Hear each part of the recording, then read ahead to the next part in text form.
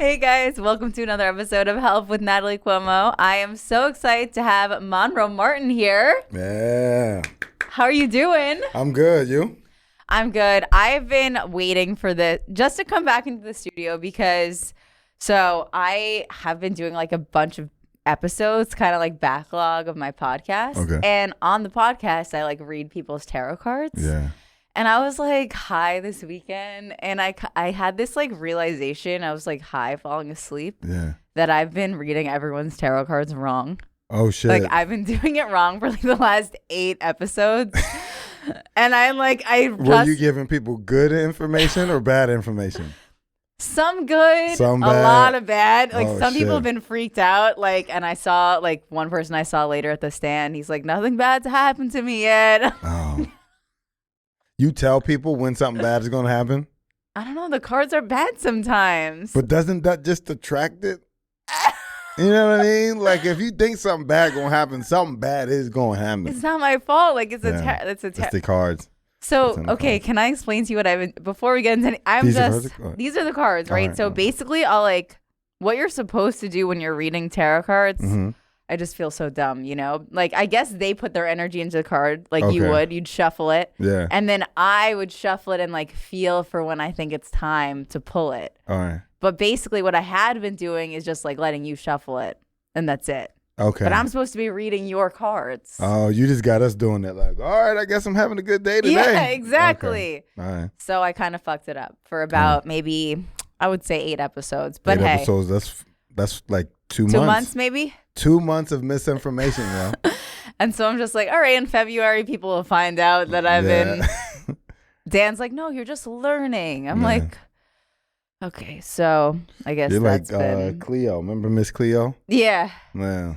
So that's been, I don't know. So Are we starting off with mine? I guess, yeah. I guess we Okay. might as well start off reading. I got to shuffle them. Yeah. Let's start off with some tarot I got cards. to black shuffle them. Yeah. I got to Shuffle the card. I got to shuffle them like I'm playing like Pity Pat or something. Yeah, whatever feels right to you. All right. Wait. This don't got nothing on it. Oh, shit. do you I'm mean? acting like I don't. I'm looking at these like they should have numbers on it. But I'm like, oh, shit. This one. Like they're Uno cards. So how should I shuffle them? Just like whatever feels right to you. You shouldn't look at the cards necessarily. So I should, like face down like this? Yeah, face down.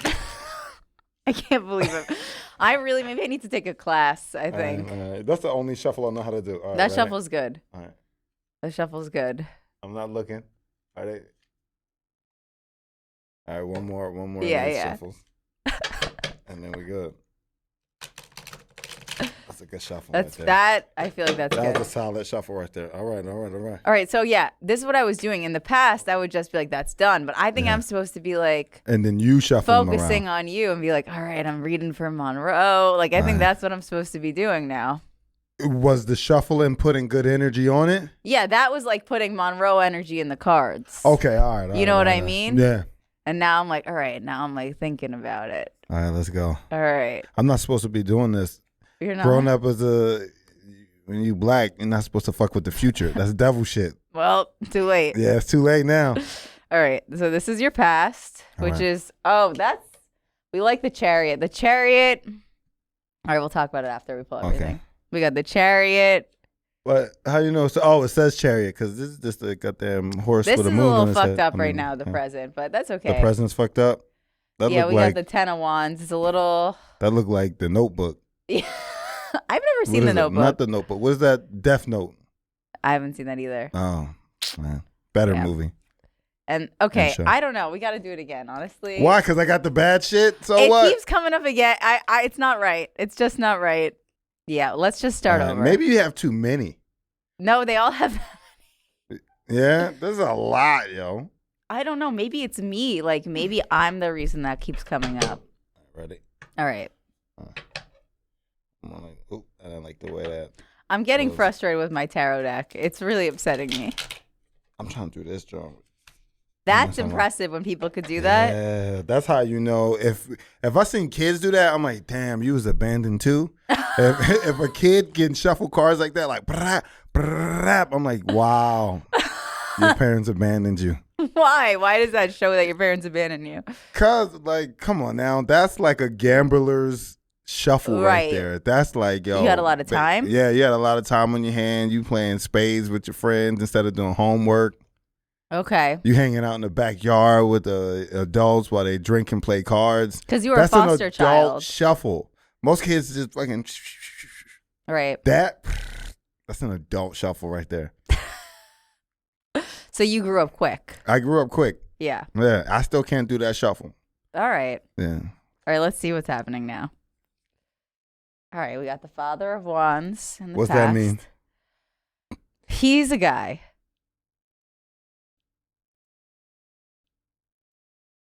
What does that mean, though? We'll figure it out in a sec. Okay. I'm not exactly sure about the Father of Wands. He's nothing bad, nothing good. He's just a person. All right. It looks like a snake with He's a snake. With a stick. Father of Wands is just a person in the wand suits. He's like nothing crazy. Okay. All right. He's nothing crazy.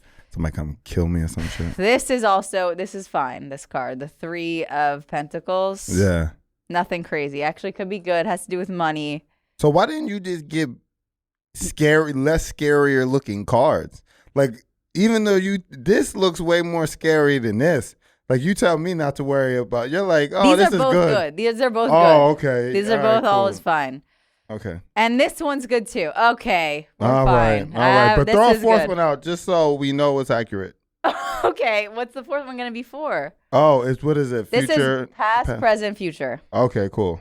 This one is the Four of Wands. You know what? Okay. Four what's of cool Wands. is 2 wands. Wands are like creativity. Okay. And then money in the middle. So that's nice. Yeah. But how much money? We're going to have to look at the book now. Okay, cool. Okay, we're all learning together. All We'll right. start with the reading and then we'll talk and we'll figure out how accurate. All right. All right. So the past is there's this guy in your life, the Father of Wands. Mm-hmm. It could be you, it could be another guy. Mm-hmm. He's a man of mystique. Others are drawn to him and he welcomes them with an open and loving heart. Usually you find him involved in the healing arts and he's very compassionate and in tune with life. He's able to hold steady during conflict. Does that mean? Could be you. It could be you. I'm going to just take that as me. Could be you. All right, so that's the past. Yeah. So that's you. I feel like that is you. I think so. All right, then we have the present. Try to hold steady. Where is he? Okay. Teamwork, determination. The task at head is momentous, usually related to your job or career. Mm-hmm. The Three of Pentacles suggests you must focus all your efforts. Discipline, strategy, and hard work are needed more than ever. If you become weary or overwhelmed, rely on those around you. Okay. That's cool. That's cool. I mean, I don't feel like comedy is really a teamwork type of thing, but sometimes... Yeah, it's definitely a solo sport. Yeah. Yeah. But sometimes you need to remember to trust people. Trust yourself or have people... It's very important to have people around you to remind you to trust your gut and stuff like that. Yeah. You know what I mean? Because this is a very individual thing, meaning like your talent can only get you the things that it can get you. So like I can't, you get what I'm saying? Does that make sense? Yeah. Like even though we both do the same thing and no matter how hard I push for you, there's still other things that are going to factor in, mostly your ability to do the job, my ability to do the job. Like, so I think that's why it's a solo thing. Because when you go on there, like someone can tell you, yo, I don't think you should do that joke, or tell you to do a joke and it can work or fall flat. I've had jokes that people go, I don't think you should do it, that killed, and then reverse, people go, yo, you should do that, and it doesn't hit because it's like, oh, it's like based off my personality and how I come across and stuff. So that's why it's solo in that. It is very solo. And at the end of the day, you're the only one up there. Yeah.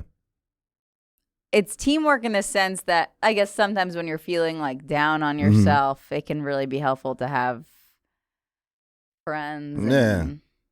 I don't know. Well, we all like that. We like, yeah, we got friends. I see you with your friends. You see me with my friends. Yeah. It just feels like a solo thing a lot of the time. You feel wrong for saying that, though? Yeah. You shouldn't, though. Because life is a solo thing. It is. Yeah.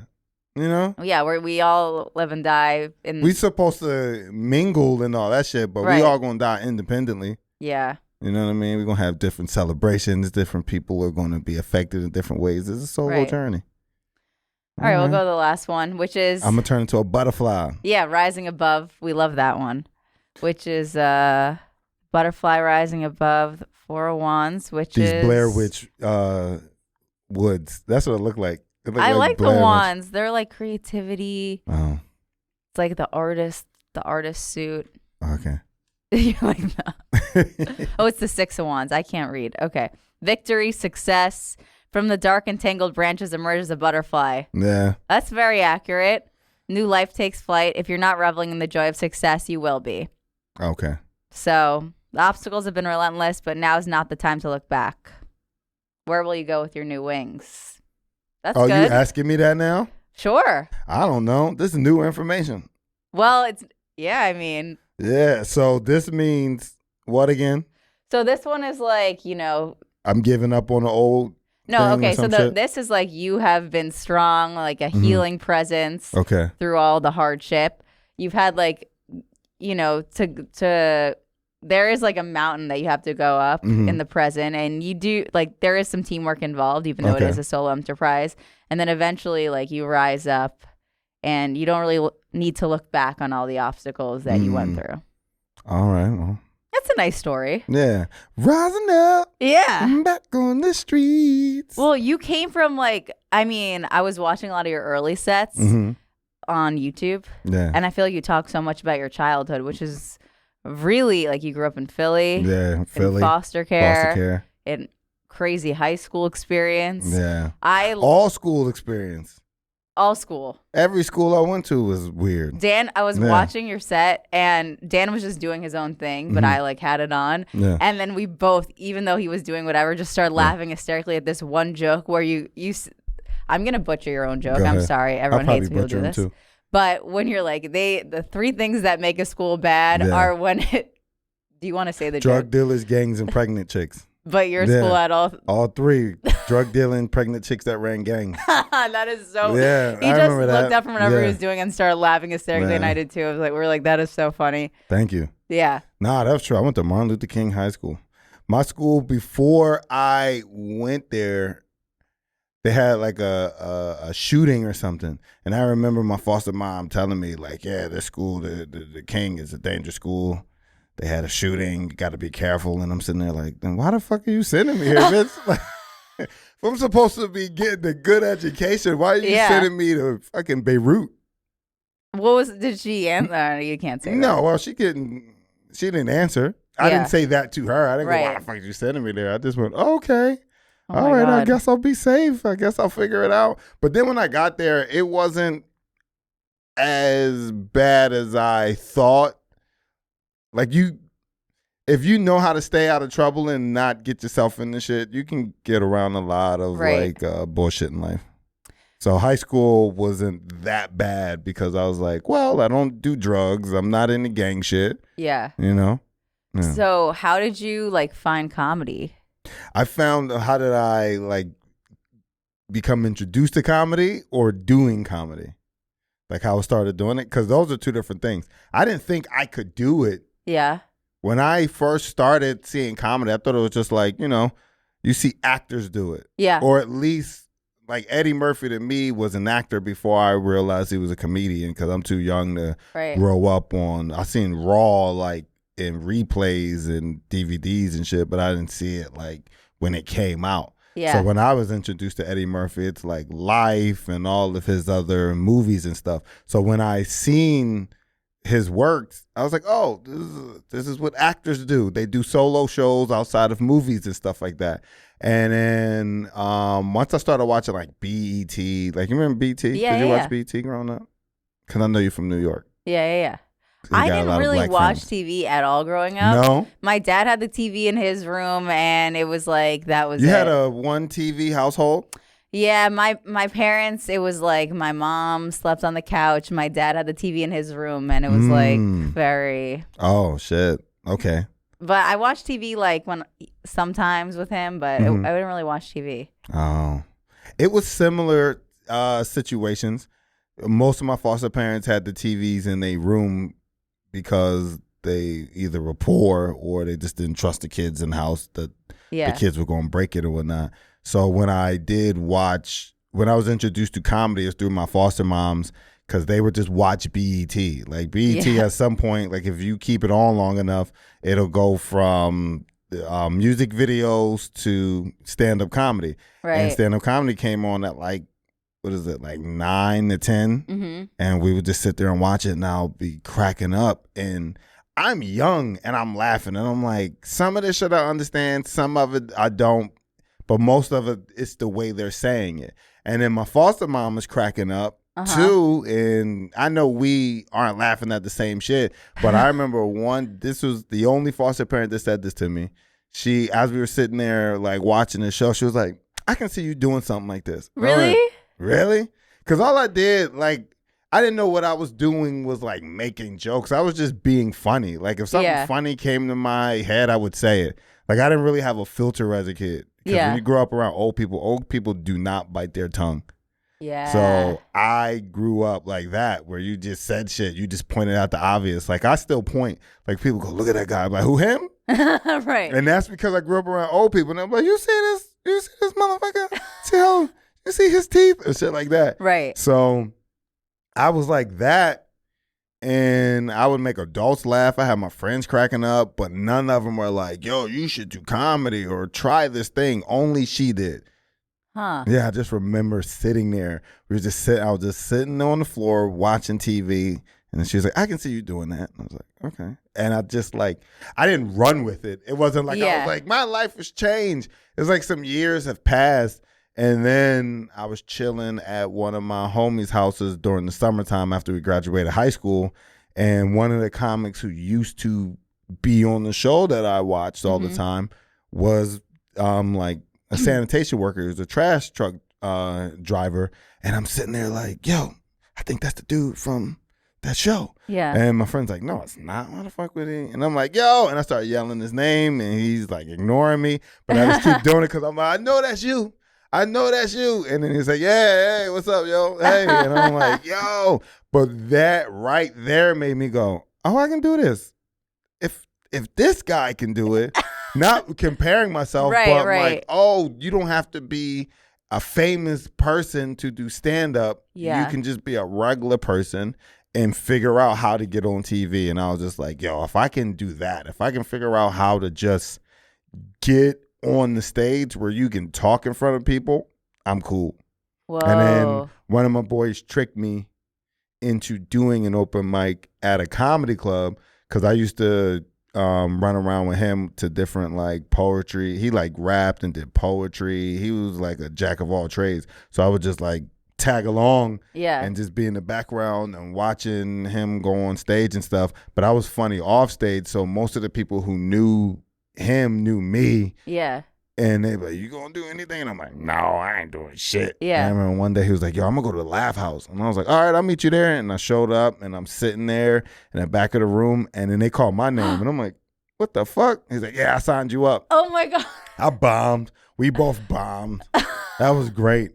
But it was like, I don't know. Like, it was like once it happened, once I was on stage and it went the worst it could possibly go, I was like, that ain't that bad. Yes. You know what I mean? I was like, no. And it wasn't even an empty room. It was enough people to make or break my confidence. Yes. You know what I mean? It was like, it was a black club. I was like one of the last people to go up, and there was still like, I want to say like 15 people there just waiting. Like, go ahead, do your shit. And I was bad. No one laughed, and they clapped when I got off. I wasn't like dripping in a bunch of sweat and all that shit. I was just like, oh, that was terrible, but I'm coming back.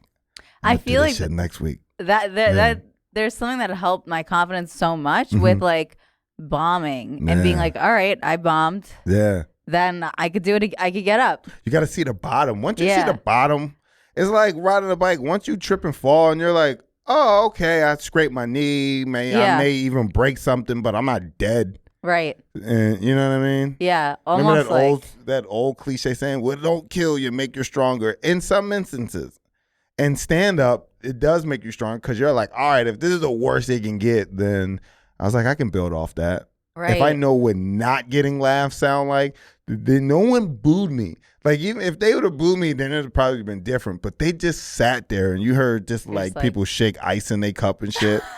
You know what I mean? Swirl that little straw around. Mm-hmm. That's worse than getting booed. Yeah, the straw. Booed is like, yo, I don't approve of what you're saying, and you're wasting my time, and I'm engaging. And silence is like, yo, I'm going to just wait until you get this shit over with. Like, I don't want no parts of this. That's hilarious. That's awesome. Yeah. What did you talk about? Do you remember? Some bullshit. I probably did a Richard Pryor joke or some shit. I think every young comic, when they start off, does like some variation of their favorite comedian stuff. Like unintentionally? Yeah. Because they think that's, at least with me, that's what I thought comedy was. Because not calling anyone out, but when I was going to those shows, I had watched enough comedy at that point where I'm like, oh, that sounds like that joke that I heard. Oh, okay. So in my brain, I'm going, oh, that's how this goes. Right. You all tell similar material. Even watching BET, now that I'm older and I'm a comic, I'm like, oh, that was wrong. They fucked up a lot of people's careers. They would do this thing where they would have like mixtape episodes where they would have like a bunch of comedians and they would cut up a joke, but they would do like a setup from one comic, a punch from another comic, and then a tag from another comic. And you're like, wait, these are 3 different people telling the same type of joke. Wow. But in my mind, I'm like, oh, okay, that's how this shit is. Yeah, because you don't know. You're just like seeing it on TV, thinking somebody got that TV. out of me. Maybe like the 3rd time I did comedy, there was another comic named Tommy Too Smooth, and he was like, hey, you know that's Richard Pryor. And I'm like, yeah? He was like, yeah. And I'm like, okay. What does that mean? He was like, you can't be doing that. And I'm like, oh, shit, really? I'm like, I thought everybody did. And he was like, but he understood because it's like, you knew. How long you been doing it? This is like your 3rd time doing it. Right. But once he said that, it was like, oh, shit, now I got to figure this stuff. I got to come up with things to talk about. And then I just started taking whatever up there. I would just go on stage and like try to figure it out. And then I just had people who just would guide me in the right direction. Like, hey, all right, you're getting kind of comfortable up there, but you ain't talking about shit. So maybe you start actually formulating a joke, or this is how a joke is supposed to go and stuff like that. Yeah. Yeah. What do you think the best advice you ever received was? On stand-up or in life? Stand-up first, then life. Stand-up first was Keith Robinson, goofy ass. He told me, he said, he's like, yo, God has blessed you with misfortune and you ain't using it. Because when I was doing comedy, I was just talking about random shit. And he was the first like person I told in comedy. They was like, oh yeah, I grew up in foster care. A lot of people didn't know. They just because like I still have a relationship with my mom and I don't talk to my foster parents. So anyone knows me, they go, oh, his mom and his sister and stuff. But when he asked me, he was like, what was your life like? How'd you grow up? And I was like, I grew up in foster care. I didn't really have nothing going on. He was like, foster care? Nigga, talk about that. He's like, God gave you a shitty life and you ain't going. He was like, that's comedy gold. He was like, your childhood was fucked up. And I was like, oh, I never saw it that way. And it was like 2 years of me just bombing, but just like really focusing on that specific type of material, like applying my sense of humor to this subject matter. Why do you say it was 2 years of you bombing? Because it was 2 years of me just trying to figure it out. Because I had shows where I'm like, my mom was on drugs, and you can see people like, ooh, and they see like, oh, this is uncomfortable. But I had to get through that uncomfortableness. I say 2 years because I went hard at it. It wasn't like sometimes you'll be like, all right, I'll slowly usher myself into a new set. Like I'll start doing like getting rid of one joke. I was like, fuck that. I'm in New York. This is like, we all know who Keith Robinson is. I'm I got a vet telling me like some really good information. I was like, no one knows who I am. And I also just trust him. He was like, yo, if you open up about your life and you really like take the time to make that shit funny, your career, your life is going to change. And I just believed him. Yeah. I just went, all right, let me see what this old nigga talking about. And I did it. And I remember, like, I used to call him like, yo, I did this joke, but it ain't working. It ain't working. He was like, so? And I'm like, all right. He's like, yeah. He's like, what? He would say shit that'll help me. Like, why you being a whore for laughter? How you going to know what's funny if all you're doing is trying to say the funny shit? Like, he was like, you gotta construct.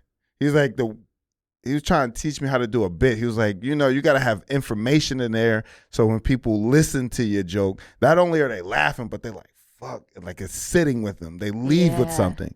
And I just believed it. And I was like, all right, I got to try it. And 2 years after that, he was right, because I got Montreal, Just for Laughs. Like, a lot of stuff started opening up, like doing colleges. And I was like, fuck, this old motherfucker is right. Wow. Yeah. That is really awesome. That was really good advice. Wow. I still try to like, live by that, where I'm like, all right, no matter what I talk about, how does it tie into me and my experience? Yeah. Like, even with topical stuff. Right. And it's like only you could be saying that kind of thing. Wow. Do you feel like people have reached out to you saying like they've had similar experiences, like they grew up in foster care? Yeah, that was the thing that I seen everything he said. I saw it.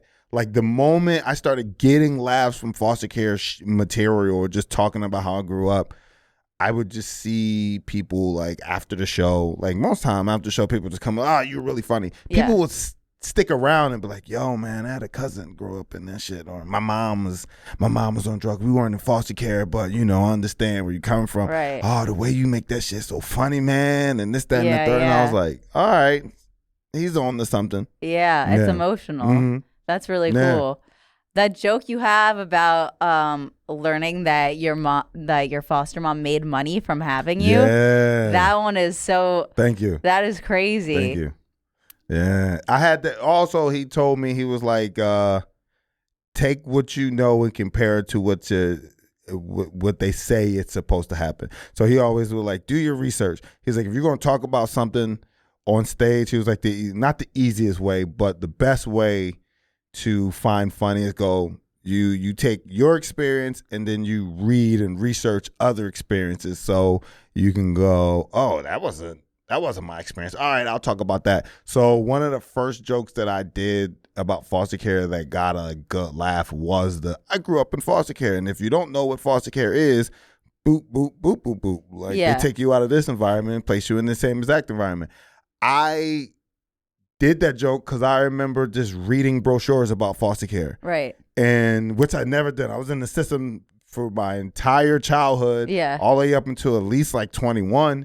And I never read a brochure about foster care or any of that shit. And I just like was going to different websites and reading and seeing all these smiling kids and like, yo, welcome to the Foster of America. We take kids from environments and this, that, and the third, and we give them a better life. And I'm like, no, the fuck you don't. Most of these, especially in New York. I grew up in Philly, but in New York, I'm like, most foster parents live in the projects. Yeah. I'm like, how are you taking that kid from one situation and you putting that motherfucker, you just walking them around the corner. And I just simplified that joke. Yeah. You know what I mean? I took all that information and I was like, but what's the quickest, funniest way to get that point across in that laugh? Right. So, yeah. That's interesting, like researching your own experience. Yeah. And that kind of like makes you more objective about it and like explain it better. Yeah. That's because cool. Now you can just be like, well, this is what they say is supposed to happen, but this is what actually happened to me. Right. Yeah. Interesting. So that is solid advice. Solid. Yeah. But you talk to your mom now. Yeah, me and my mom, we cool. That's my homie. We don't have like a father. I said father and son. We don't have like a mother and son relationship, but we still cool. Has she seen your comedy about like? Yeah, she's seen my comedy early on. The one thing I will always, the reason why, like I know a lot of people who grew up in foster care, like when it comes time to reconnect with their parents, there's a lot of like turmoil and shit.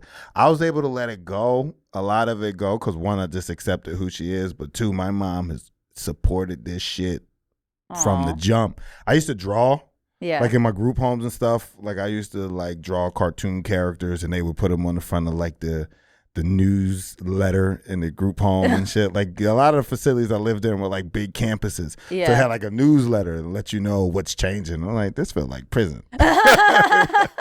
So like every couple of weeks, they would like feature a picture that someone took or a Right. photo. So I would draw stuff and they would put it on the front. And then I would like draw and like send pictures back to my mom and like do wood burning shit and all that stuff. You know what wood burning Yeah, is yeah, where yeah. you get the little soldering thing and you Right. like carve shit in the wood. I used to do that. I was really like creative in that aspect.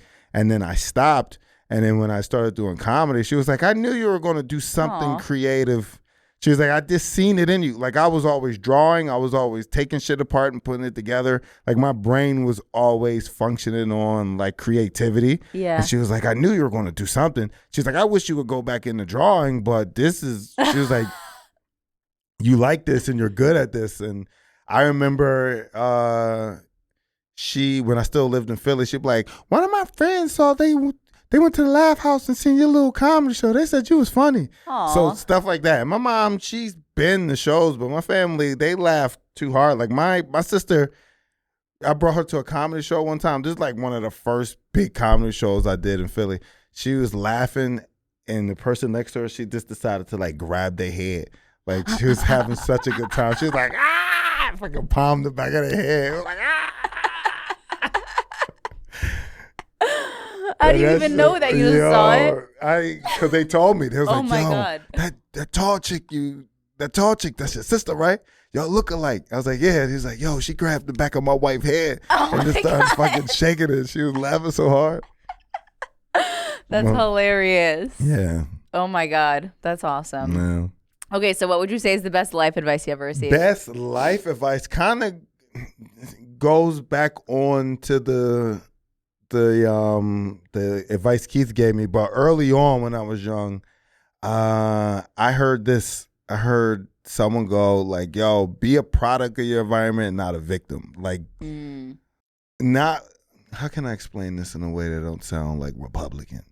It was like one of those like foster youth programs where you go after school, but they were like, like a person shouldn't be able to tell like how you grew up based on your behavior. Okay. Meaning like they shouldn't know you were poor and you were from the hood based on how you carry yourself. And it was like, be a product of the shit. Don't be a victim. Like a lot of people I don't say a lot of people, but people who grew up in the hood sometimes they're like, nigga, I'm from the hood. And they use that as an excuse for their shitty behavior. Right. And they were explaining to me, that's a victim. That's a person who thinks the world owes them some shit. And they're just lashing out. And it's like, don't do that. Don't be a victim, be a product.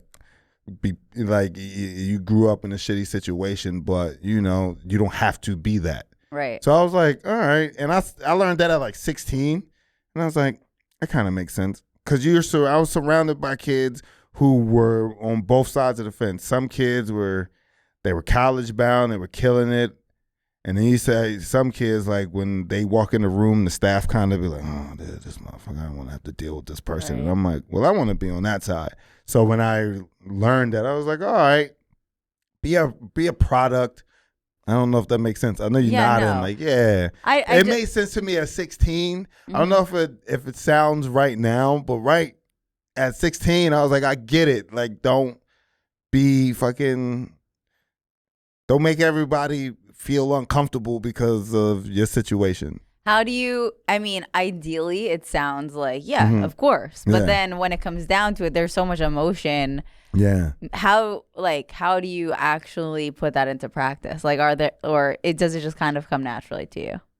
I think I was putting it in practice by not feeling sorry for myself. Yeah. Because in order to be a product, you can't feel sorry for yourself. Right. Right? Yeah. And I think a lot of people who play victim feel sorry and they want other people to feel sorry. Right. But that can only get you so far. Like I always felt like sympathy will get you so far versus just being the person that they go, really? Him? He grew up like that? I can't even tell. Yeah. Yeah. I always wanted to be that person. That's probably why I didn't really even tell people I grew up in foster care for a long time. Because I'm like, if y'all can't tell, there was people who you could, like, growing up in high school. I said growing up in high school. In my high school, I would watch people go, oh, I heard they a foster kid, or this person's foster kid. Right. Because they could tell sometimes based on that person's behavior or how they were dressing and stuff like that. And I wasn't the flyest or the cleanest kid or whatever, but I always tried to, carry myself in a way where people didn't know what was going on at home. Interesting. I still do that. Yeah. Huh. I feel like so many, especially comedians, like do feel sorry for themselves. And like when you watch people's acts, a lot of the time, that's a lot of like victim-y stuff. So I think knowing that like people could like you because you're badass and like you're just funny. Yeah, thank you. Is like, it's actually like a very mature way of thinking at a young age. Yeah, I hated it. I hated it. I was like, damn, I don't get to be a kid, because the best part about being a kid is temper tantrums. Yeah. Right? And fucking screaming, and somebody's going to come and they'll be like, what's wrong? They're going to rock with you side to side and be like, it'll all work out. At a certain age, that shit stopped. Right. I remember in group homes, like if I threw a temper tantrum, somebody would be like, all right, it's fine. Like we're gonna figure it out. And they'll explain why this situation didn't work out the way I wanted to. But the older I got and when I was like in foster care, because foster care and group homes are two different things. Yeah. Foster care is you're under like maybe a one person's, you live in a house.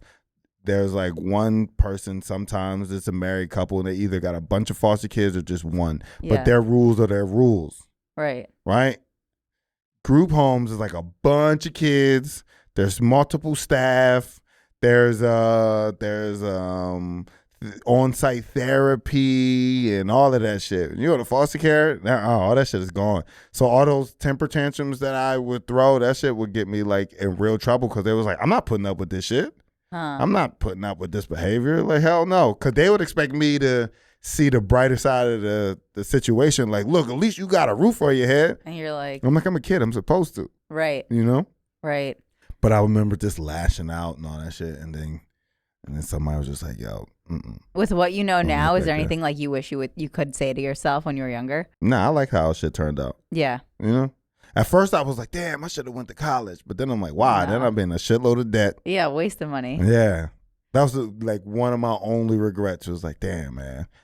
That's not even a regret. Because I'm like, now that I'm an adult and I see that I know people that have really good jobs and they're like, I'm still paying off my student loans. I'm like damn, now it's been like 15 crazy. years. Yeah. So, absolutely. Yeah. So you were a finalist on Last Comic Standing. Can you talk to me about that? That was my first time doing stand-up on TV. Yeah. And that was cool. That was really cool. I don't know. I learned a lot about how the behind the scenes work in TV, because it was a lot of hurry up and wait. Like a lot of like, come on, let's get in this van, let's get there, hair, makeup, blah, blah, blah, blah, blah, blah. Right? And they make you run around, you sweating. They corral you from one room to another room. You got to meet with a wardrobe person, then a makeup person, then a hair person. Then you finally get to the place you're supposed to be, and then y'all ain't shooting for another 6 hours. And you just go, what the fuck was all this for? What is going on? And I was like that for like 2 months. Right. And I was going, for the first week, I was going crazy. Like, yo, they fucking with my mental. But then I just was like, man, fuck this. This is kind of like what it feels like to be in foster care. I took the per diem. We were staying in Universal City. You know where Universal City is? We were staying there, and I went in the park, went to a GameStop, bought a Nintendo Switch, not a Switch, a Nintendo DS, and I was like, all right, now I'm good. Yeah. So all that running around they had us doing, and we couldn't use our phones because they didn't want us talking to other comedians and like trying to work on jokes, because you're like, yo, you can't perform or anything. Like the set you come with is the set you got to do. So the whole time you just do that. Wow. Yeah. You got to submit you had to submit your set before you did it like a week in advance. No phones at all? Not no phones at all, but they were when you're there, really trying to reduce you getting outside help, like getting people to help you punch your shit up and any of that stuff. So you couldn't even tell nobody was on the show. And plus, I didn't know anybody in LA, so I was just out there just in a hotel. So I was just having my goddamn Nintendo DS. I'm playing all sorts of shit. Nintendo was great. What else? I learned that a lot of it was bullshit, like in a good way. Yeah. Like I remember kind of stressing because the initial set to like get to the televised part, you had to submit that for standards and practices. Mm-hmm. And I was going back and forth with me and my managers, and we was going back and forth with like the people on the show. And it was like, well, he can't say this and he can't talk about this. And it was like all my foster care shit. And it was like, well, he can't mention this and he can't say his mom because what if they decide to take legal actions and this and that and this and that. And then this one lady who was like she was just like our handler. Mm-hmm. I don't know like what level of producer she was on the show, but she was just like, she was cool as fuck. She was like, yo, I know that they, like she pulled me to the side. She was like, I know that they fucking got y'all doing all of this stuff. And I seen the notes that they set on your set, but it's up to the judges. If you go out there and you do what you're supposed to do and you make that shit funny, it's in the judge's hands. Wow. And I went, yeah. And she was like, yeah, nobody give a shit. And I was like, okay. I went out there and I did what I do. And the judges were like, yo, him. That's amazing. And I was like, oh, shit. So I've always had people to be like, hey. I've always learned. A lot of my friends will go, he don't listen. I don't listen to everyone. That's the fucked up thing. I don't listen to everyone. Yeah. And I know it hurts people when they discover, oh, shit, this motherfucker don't listen to me. It's like, I can't listen to the same people at every aspect of my life. Some people are going to have better information, you know? Yeah. So I listen, but I'm very selective. You got to trust your gut on who you listen to. Yeah, you do. Because I'm like I had other people that in my ear like, oh man, like trying to help, but at least like maybe if you say it like this, and to have a non-comic be like, yo, fuck them. Yeah. I've been with this show because I guess they were like filming for at least a couple weeks before that, and she's watching people kill and bomb, and she's like, do you and let them decide. And I was like, okay, and I did that shit. Okay, let me ask you this last question. This is what I struggle with so much. What's up? When I know a set matters, like I feel like it fucks with me so much. Mm-hmm. Like if something matters, like I get so anxious. I feel like I can't be myself the same way. Like the anxiety I get, I hype things up. It's like in school, I was really bad at taking tests. I feel like that transfers over to comedy. Absolutely. When I know someone's watching that like is industry or something like that. Yeah. I'm over that now. I don't give a fuck now. I know. How do you get? Obviously you've been doing it for so long, but it's not even the amount of time. It's the amount of rejection.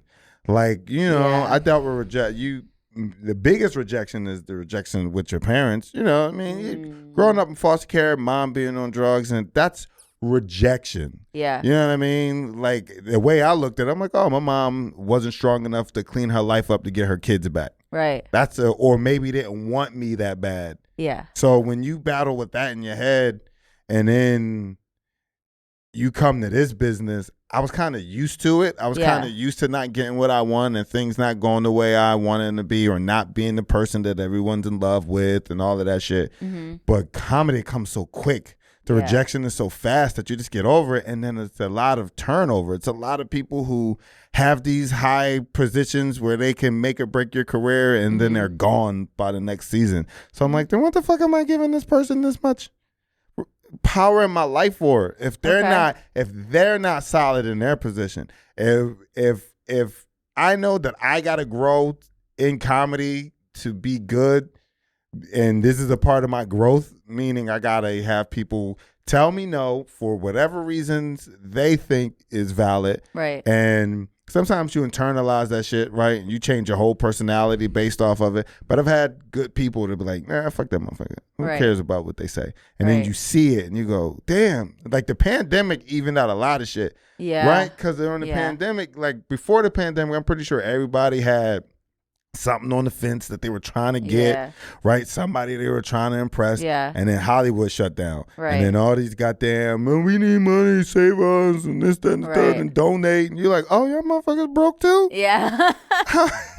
How am I I'm going to let this person who doesn't have their solid foundation break me? Right. So it's just a bunch of that. But then also, I had Keith, very early on who broke down auditioning for me, like stand-up audition. He's like, this shit is just another show. He's like, if you go up there, if you go to any audition, like at least stand-up, any audition, any showcase with the energy of, this is what I just did this yesterday. Yeah. You'll have a higher chance of killing it. Right. Versus being like, now this is what I've been building up for. Yeah. I've been waiting for this moment.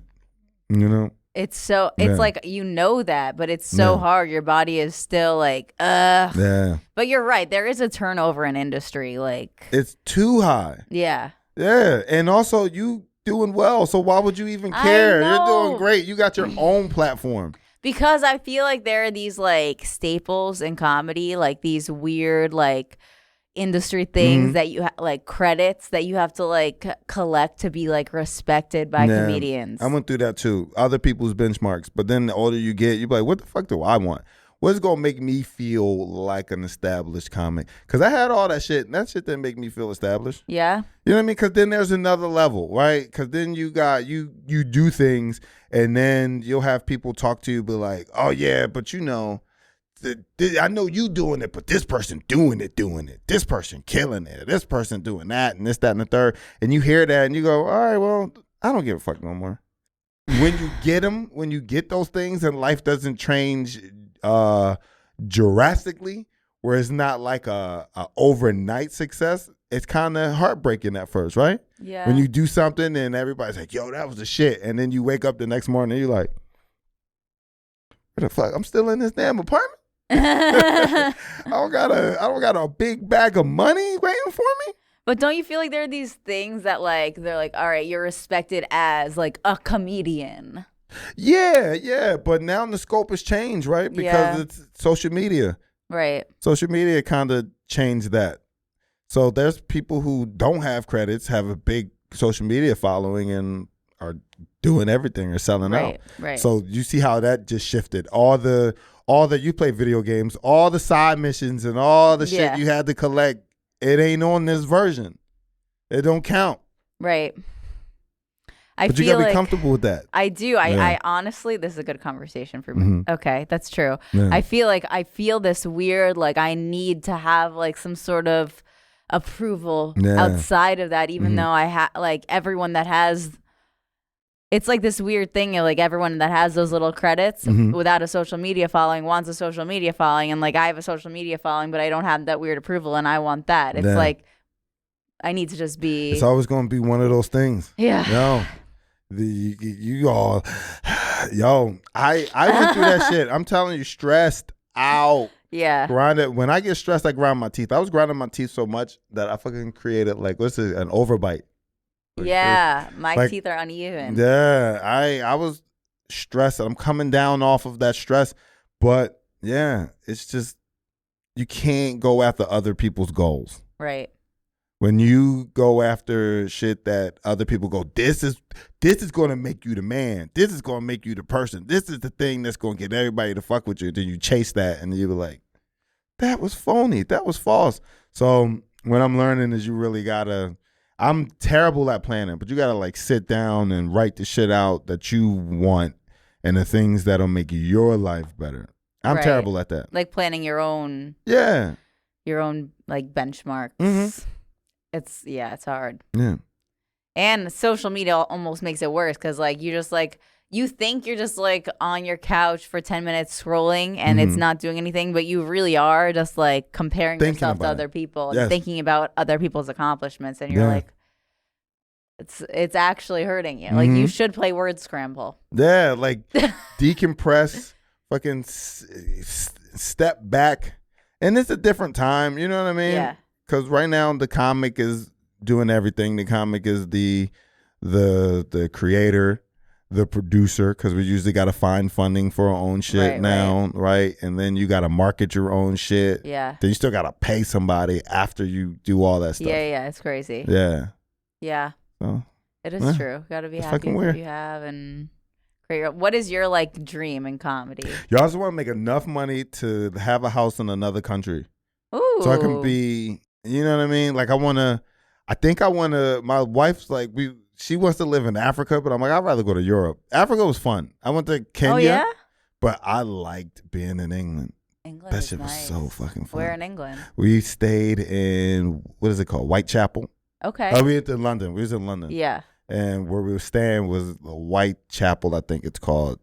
It's like famous for like Jack the Ripper or whoever. But it's a collegey area. And just, we was there for 10 days and I was doing shows, but just like walking around and like just soaking in the sight. I was like, yo, this shit is cool. Like, I don't know. I worry about a lot because I'm black.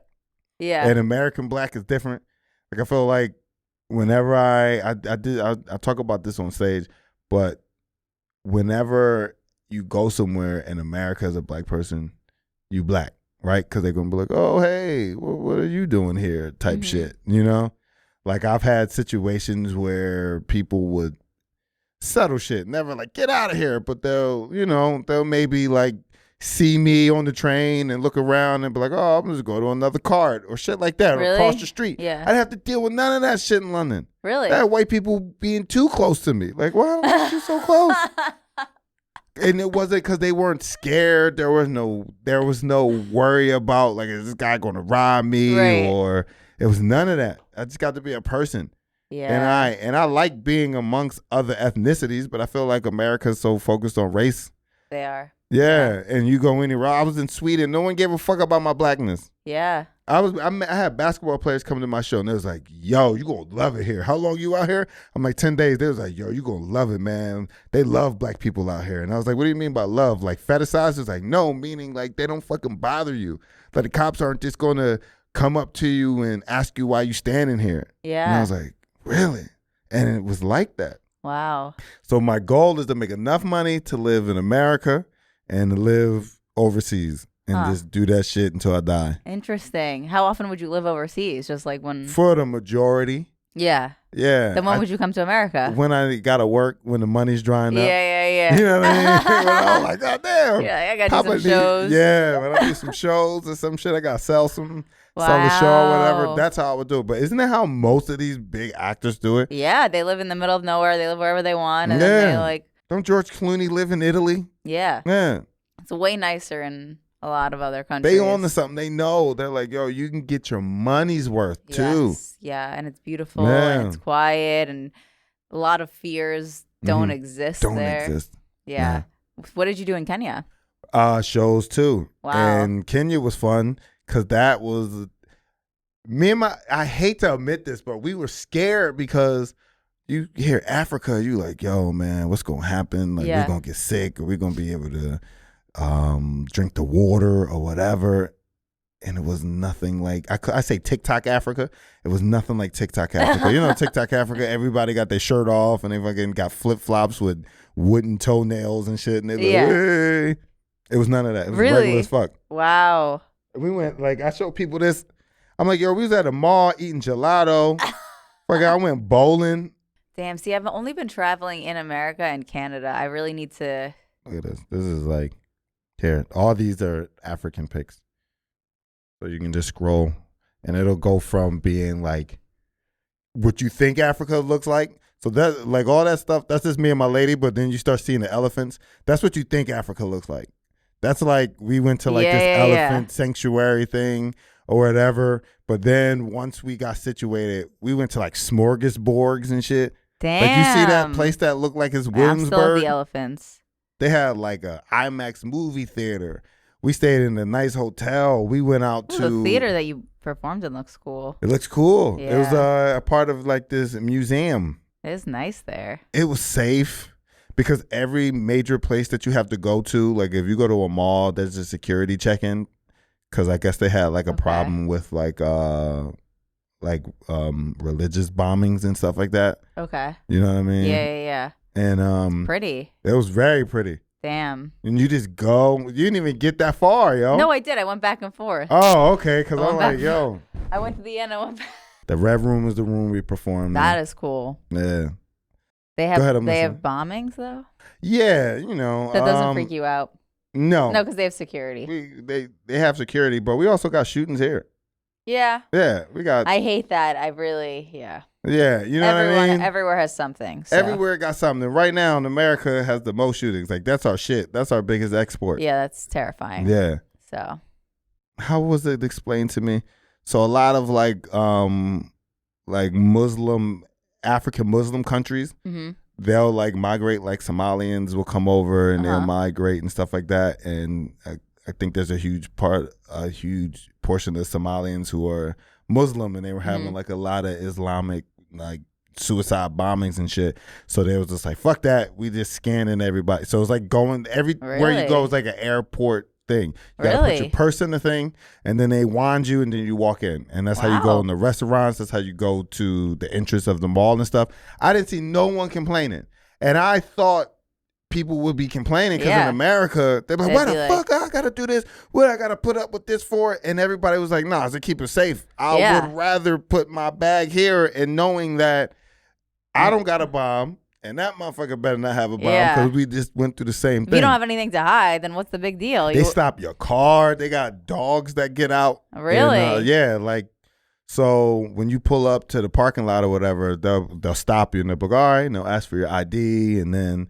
you show them the ID, and then they have you open the door, and then the dog would just come and sniff in, and then they're like, all right, you good? And they weren't dicks about it. Yeah, I feel like in America they can really be aggressive about it. Yeah, they weren't dicks about it. They were like, "Oh, how are you? How you doing, Sani Sana?" That means like, how did I say it right? Sani Sana. It's something like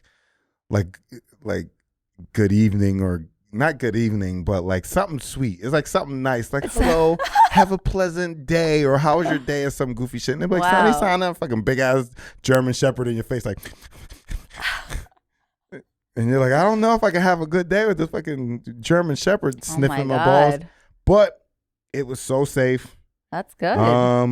The public restrooms were ass. Really? Yeah. And public restrooms in Sweden were beautiful. Were beautiful. Yeah, I want to go to Sweden. You need to go to Sweden. I hear it's so beautiful. Yeah. Ugh. Yeah, we're going to Calgary tomorrow. Have you been there? I mean, Wednesday. I've been to Calgary, Is it nice? Yeah, it's the Midwest of Canada. It's Where the did you same perform? Exact Calgary, the comedy shop, whatever that's called. The Laugh Shop? Laugh Shop. That's where I'm going, yeah. That club is in the middle of nowhere. Because you got to go far, but there's like it's not downtown Calgary, but Calgary is just, to me, it's like the Midwest of Canada kind of. Yeah, people say that it's the Texas of Canada. Yeah, well, yeah, Texas.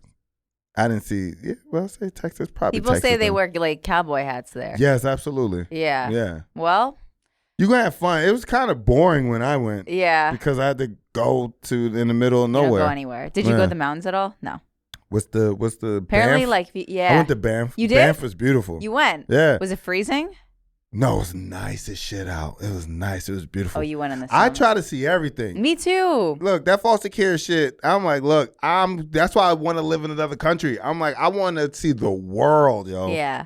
So, yes, I went to Banff National Park. It was gorgeous. It was? Yeah, it was beautiful. Any specific area? Like Lake Louise or something? I don't even know. I can't really talk about it. What? I'm fucking No, I just remember the scenery. I didn't really do much. Yeah. Yeah. All right. Well, all right. Let's revisit. I feel like you're gonna this beautiful. And if it doesn't turn out that way, now I don't know who to talk to. What do you mean? I'm like, yo, you said that my life was going to take off and I'm a butterfly. You are gonna live in another country and think of the and you'll see butterflies. This is the end all be all? This is like the end of my life, Not or the like end, the end of the week? Oh, sure. Let's make the end of the week. Okay, all right. So maybe you just have a good end of the week. Good end of the week. All right. I like that. Okay. All right, Monroe, where can people find you? You can find me at MonroeMartinComedy.com, Monroe Martin III on Instagram, and Monroe Martin Comedy on Facebook and YouTube. Go to my YouTube. I'm trying to build up my YouTube. Amazing. Yeah. All right, guys. Thank you so much for watching. And please subscribe to our Fourth Wall, helpwithnatalie.com. And we'll see you next week. Bye.